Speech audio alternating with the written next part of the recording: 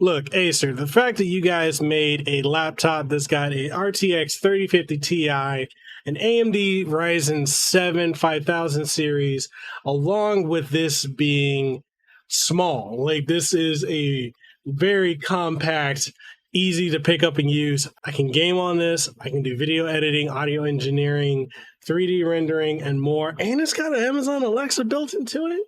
Man, you guys need to pump the brakes. I don't think people are ready for the value that you get with the Acer Swift X, which is what we're going to talk about in this video.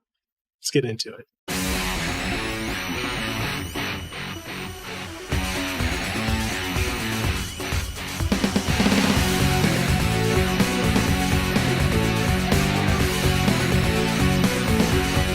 Before we kick this video off, I want to give a huge shout out and thank you to Acer of America for sending over the Acer Swift X.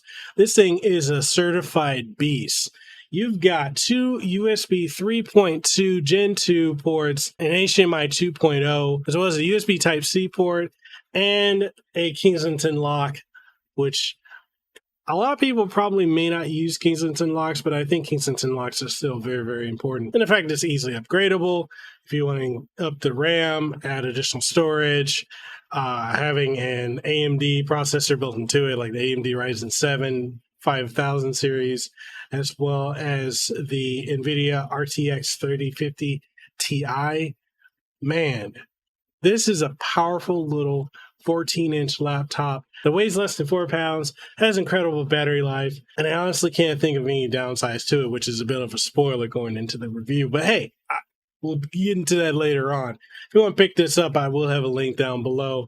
But yeah, this video is going to be about the Swift X, what I love about it, what I dislike. There's almost nothing I can dislike about this thing. It's very powerful.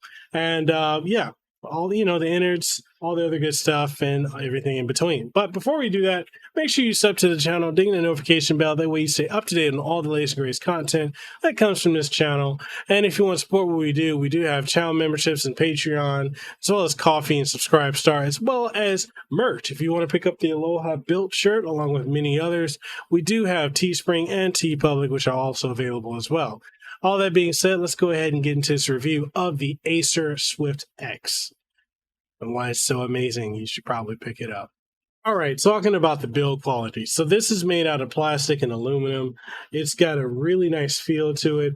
Doesn't really get hot. You would think with something that doesn't have a lot of ventilation fans built into it, like think of the Acer Predator series, where it's got the vortex technology built into it, where it can just suck up all that air and then just, push it out, but it'll be really, really loud. Well, this is super thin and light, and although it does get slightly warm to the touch, it doesn't get incredibly hot. If you're gaming on it, say you're running Battlefield or Call of Duty, some PUBG, or if you're running Cyberpunk, or if you're playing like me, I like to play a lot of fighting games, then it does not run really hot. It runs really cool, especially being able to run games at higher settings with the RTX 3050 Ti, especially if you turn on DLSS settings, then it runs like a champ. This thing right here, going outside of the outside of it, we're going to look at the screen. The thing with this is really cool is it's got a 1080p screen. It is only 60 hertz, which I guess for some people can be a bit of a downside. They probably want something like with 120 hertz or maybe 144 hertz. And this is only at 60 hertz, which is a bit of a bummer. I thought it could have been bumped up a bit higher than that. But it does have really nice chiclet style keys that are very spacious. Nothing feels cramped. I'm able to, get into typing, doing my Word documents, writing my scripts for my videos, updating my website, surfing the internet, being in chat forums. Everything feels really, really nice. The trackpad feels really good. And one of the things that's really different compared to other Acer and Predator laptops is the fact of where the Fingerprint Reader is located, which is located here on the right side as opposed to being integrated into the touchpad, which is something that's, kind of new to me. I like it. I actually don't mind it. I kind of like it being on the trackpad. I don't mind it being over here either. Other thing that's really cool is it does have Amazon Alexa built into it. So, if you're used to using, Amazon Alexa products, then basically it's the same functionality. You just got to, turn it on, set it up, and you can go from there. Now, the fact that it does have the AMD Ryzen 7 5000 series processor built into it, it is able to run substantially cooler than typically any Intel would, and that's one of the benefits of how AMD has really been like killing the game when it comes to laptops and desktops, because AMD processors, especially the Ryzen series, they just run so much cooler than, the Intel series chips do. And they also come at cheaper price points too. So if you're looking at getting a laptop or a desktop and you're trying to figure out, do you go with the Intel, do you go with the AMD, you're trying to save money, also get better performance, typically you want to go with an AMD Ryzen processor. And having the RTX 3050 Ti, being able to really do just about anything you can with gaming and running at comfortable settings, it's just great. I love the screen here in the anti-glare nature of it. No matter what angle you're looking at it, it doesn't get glare. And the thing is, it's got amazing viewing angles. So no matter what angle you look at this screen at, it's always going to be vibrant and beautiful. This is a very beautiful, 1080p screen. I know a lot of people want 2K and 4K screens on a 14-inch laptops, 15.4, 16-inch laptops and the like. And those are great. I'm not going to say that those are terrible, but they look fine with 1080p, because I think at that screen size, a lot of it is not that, it's not really that huge of a leap. It does get better. You can go 17, inches and above that, or if you're looking at monitors, that's where you can see the difference. But usually at the 14 to 15 inch screen size, I personally don't see there being that big of a difference. Now, speakers on this are fairly loud, very competent. Watching movies, listening to playback from music. It's got DTS built into it. The Dolby is really, really good. So movies, music, games, everything sounds really, really loud and clear, and I really can't complain about it. If you're doing web calls, web conferences or anything like that, the webcam on this it works. It's not the best out there, but it's not the worst. It's fairly decent for what it is. Okay, so this is what the video looks like, as well as the audio sounds like from the microphone for the Acer Swift X. Now this is video is running at 720p at 30 frames per second. As far as it being able to readjust to various light sources, it's not very good at adjusting itself quickly. Like you notice that it'll drop below 30 frames per second. Like right now it's 30 frames per second. But the minute I go to where there's more light sources, where it has to process, it dips down to like 20. Honestly, I want to say 22 to 19 frames per second, but it dips. Audio quality it's okay. It's not terrible. It's not great. It's, it does the job. So if you're doing like video conferences or web conferences, Skype, Zoom, Discord calls, then this does the job for it. But other than that, it's not going to replace getting a USB mic or using an integrated microphone on a headset or using an XLR mic plugged into an audio interface.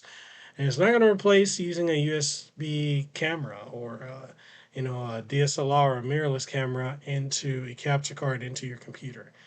But for all intents and purposes, it gets the job done. So I guess there's that. But all that being said, audio, video, perfectly fine. Audio is exceptional, actually. It's not perfectly fine. It's exceptional. Gaming capabilities on this is really good.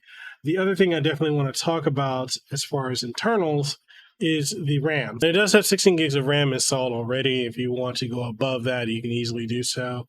No issues with that whatsoever. And just the ease of access. Was it like 9 screws and you can get inside of it? So really easy to upgrade this. It feels really good, even though it does have a plastic and aluminum build. It doesn't feel cheap. It feels very solid. And that's one of the things I praise Acer and Acer Predator Gaming for, because the build quality of their laptops is very, very premium.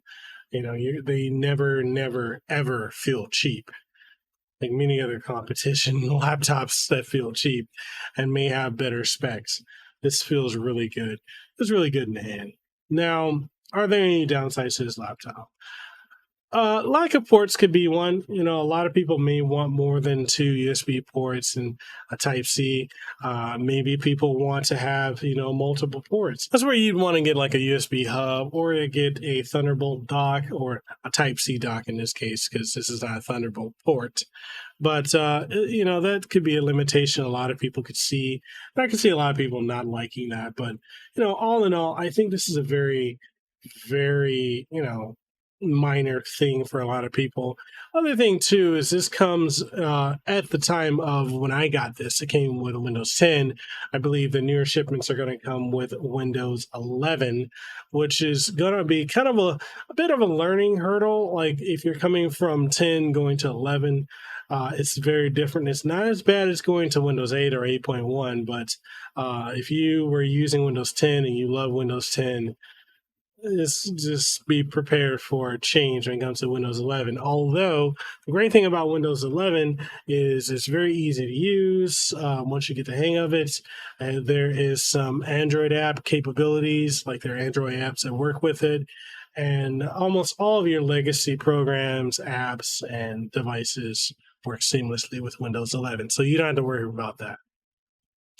Battery life. So the battery life on this thing, I'm able to get roughly off of full charge anywhere from 5 to 6 hours of battery life. Sometimes I can push 7 hours if I put it on the lower battery setting and not on high performance. If I toggle the battery setting all the way down, I can get up to 7 to 8 hours. High performance mode, I can probably get roughly 2 to 3 hours. And if I do try to game on it, you're roughly half an hour to an hour, maybe 45 minutes, which is pretty standard for gaming without it being plugged in. Now, plugged in, you can get the full spectrum and gamut of what what you paid for. So you don't have to worry about that. But other than that, fingerprint magnet, not really, unless your your fingers are dirty, then it'll be a magnet. Other than that, it is not at all fingerprint magnet. And very lightweight, very slim.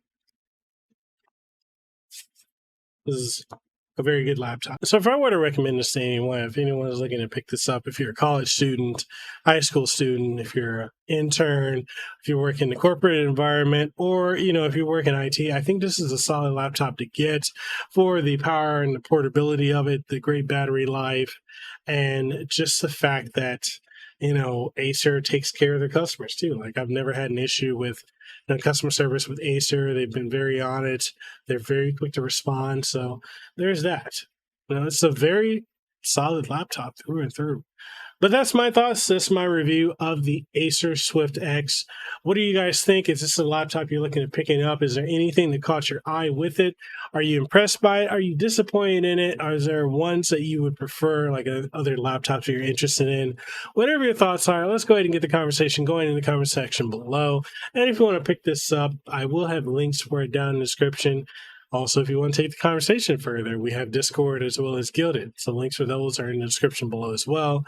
And outside of that, if you want to support what we do have channel memberships and Patreon, Teespring, and TeePublic. Links for those are in the description below.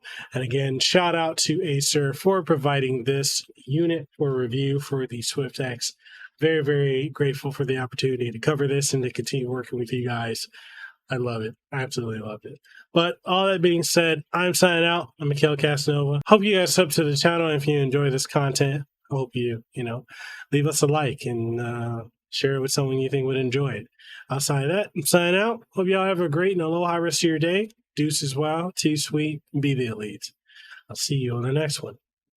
Peace. Mahalo for making it to the end of the video. And if you found anything of importance or substance that you gained from watching this, make sure you leave a comment down in the comment section below. If you haven't already, make sure you sub to the channel and ding the notification bell. That way you stay up to date on all the content that you get from my channel, from podcasts, streams, reviews, impressions, reactions, and so much more. If you want to support what we do have channel memberships. We've got Patreon, we've got Subscribe Star, as well as coffee, which I would love to be drinking some coffee right now, which I am.